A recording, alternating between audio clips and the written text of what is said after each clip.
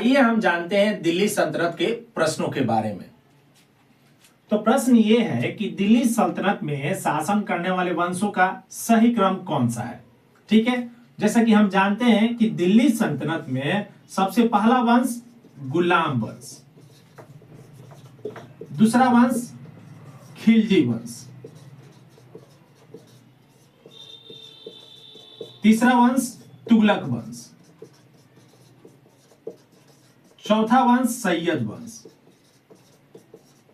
और पांचवा वंश लोदी वंश।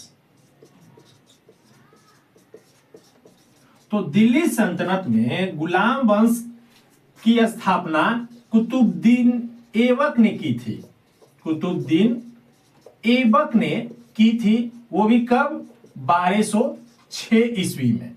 ठीक है, तो उसके बाद सैयद वंश की स्थापना, उसके बाद लोदी वंश की स्थापना इब्राहिम लोदी ने 1526 ईस्वी में इसकी स्थापना, लोदी वंश की स्थापना की थी। इब्राहिम लोदी ने स्थापना की थी, जो मुगल बादशाह बाबर द्वारा पानीपत के युद्ध में इब्राहिम लोदी को अपदस्थ कर दिया। ठीक है, तो अब सवाल यह उठता है कि सबसे ज्यादा समय तक वंश किसने शासन किया? तो सबसे ज्यादा वंश शासन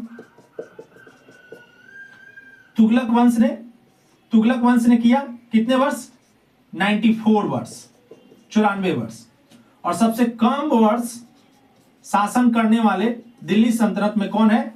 खिलजी वंश, 30 वर्ष। तो और उसके बाद और देख लेते हैं, दिल्ली सल्तनत में ये जो 5 वंश है, इन्होंने शासन किया 320 वर्ष। तो सवाल यह है कि दिल्ली सल्तनत में शासन करने वाले वंशों का सही क्रम यह है कि पहला है गुलाम वंश, दूसरा है खिलजी वंश, तीसरा है तुगलक वंश, चौथा है सैयद वंश और पांचवा है लोदी वंश। तो इस सही क्रम का आंसर होगा हमारा फर्स्ट ए गुलाम वंश।